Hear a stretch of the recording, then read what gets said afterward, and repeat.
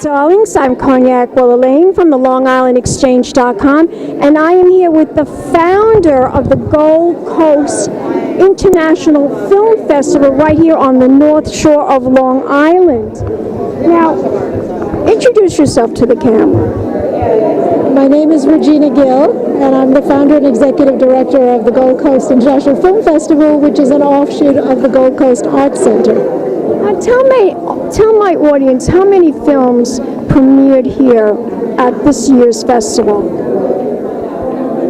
I believe that we had well over 35 films, perhaps more. I'm really honest, I haven't done a count, because what happens is we all said, oh, well, we'll only have 25 films, and then opportunities come up and we want to be able to give a platform to some filmmakers whose work is good. So we don't say no. You don't say no. Do you have a specific idea of the range of films that you'd like to see here? We're very diverse. We believe that when you're in a suburb, you don't have access to diversity the same way you do when you're in an urban situation. So we invite foreign films, and we had quite a number of those. Documentaries about serious subjects, documentaries about funny subjects. We just finished one with Joan. That was wonderful, by the way. Thank you. But the ironic thing, it was right next door to a film, a documentary about whistleblowers in the government, which was a much more serious topic. We had a congressman in that auditorium. We had a stand-up comic in this auditorium. We always try to mix it up. We have the feature-length films. We have short films. We run the gamut. It's wonderful, wonderful. Tell my audience where your love of film came from. Obviously, you love film. Otherwise, you wouldn't be doing this. I actually love all the arts. I was raised in New York City, and I'm a professional artist and sculptor by trade. Founded the Arts Center, which is the only multi-art center in Nassau County, which is about art, music, dance, theater, and film, and then discovered that for most people, film is the most accessible art form because that's where they will go. So true. To learn about art, music, dance, and theater. So it works. Well, Regina, it was a delight to talk to you. I would like you to tell my audience where they can go to find out more information about the Gold Coast International Film Festival. We'd be very happy if anybody who is interested in knowing more about us log on to our website, which is www.goldcoastfilmfestival.org. Terrific. Thank you, darling. Thank you so much. And we'll be back in a moment, darling. Some more interviews coming up. Keep watching. Big champagne kisses. Will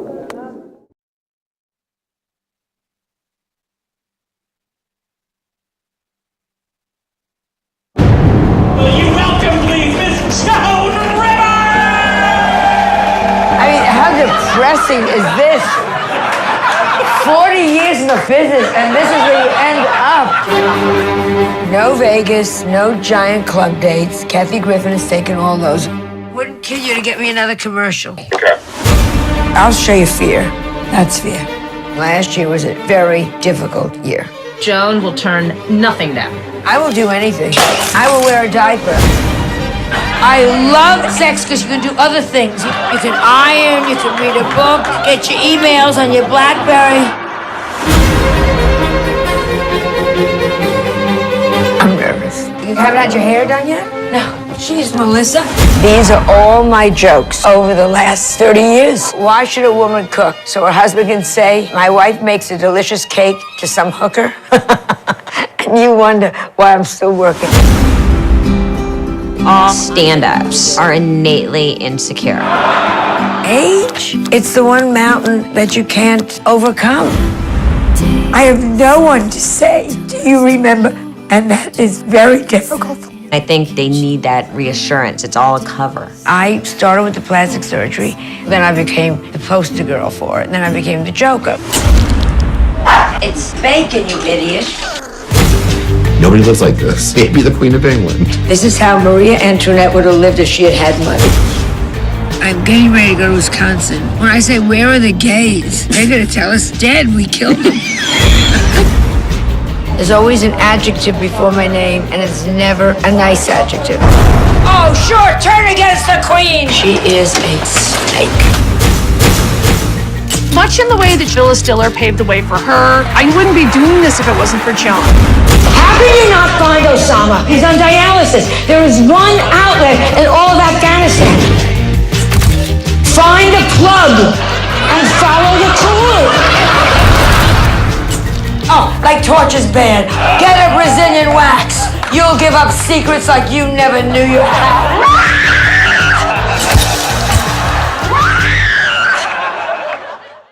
David, I don't know who brought these chairs in there, but one's very small and one's like a skyscraper.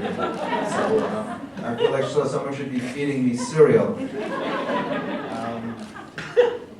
Anything you saw in this film that showed Joan to be a nice and kind, caring person didn't come close to describing the kind of person that she was.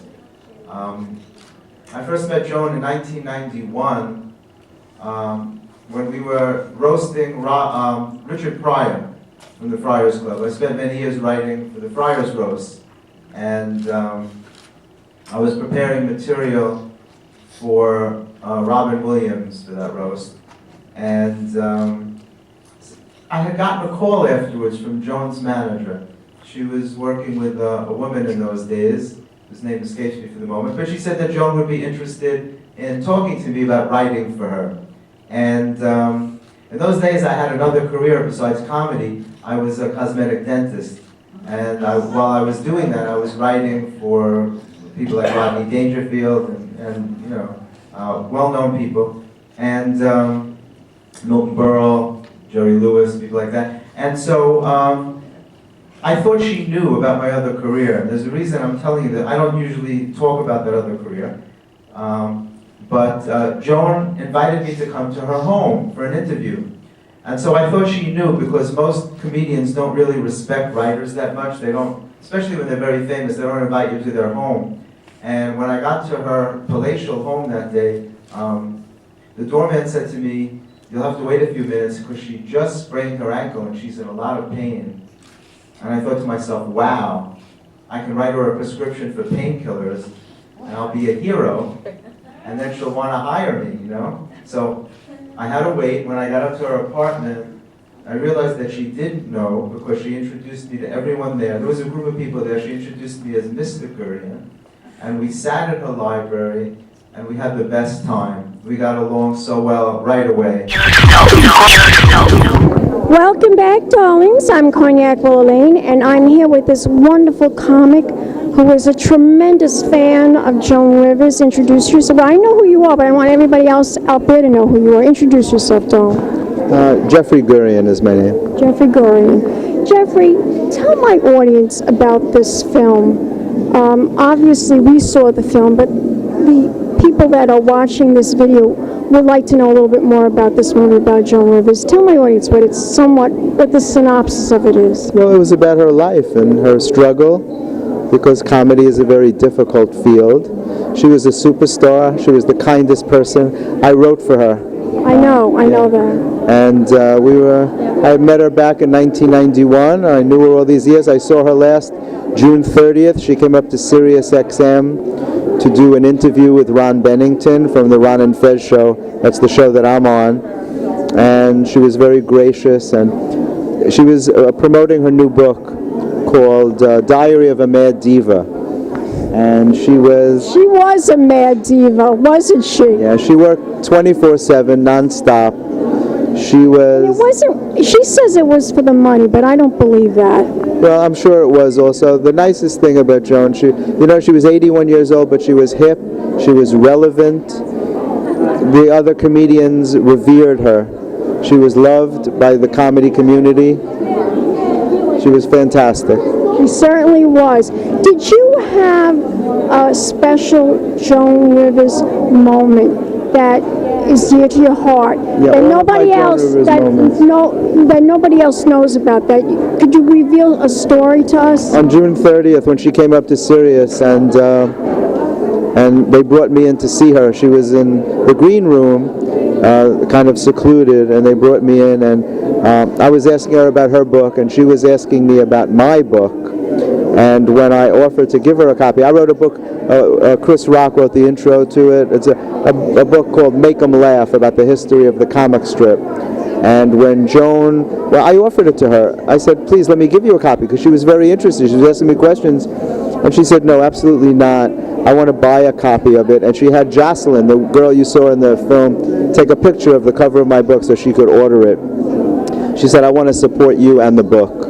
That's wonderful. Really, she was truly a wonderful woman. Jeffrey, tell my boys, where can we go to find out more information about you? I understand you just wrote a book. Well, they can go to Amazon. It's jeffreygurian.com, Comedy Matters TV.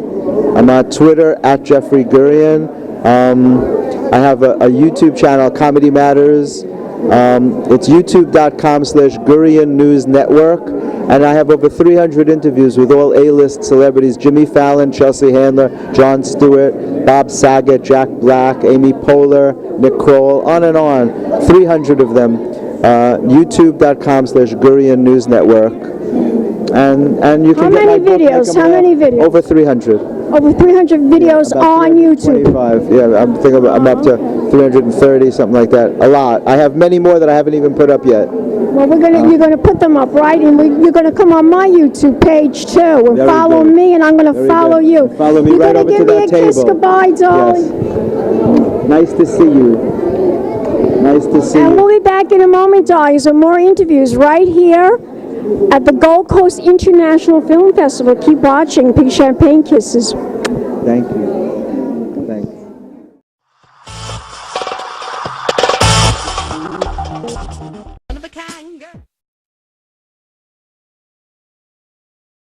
It's been a Crybaby Productions, darlings.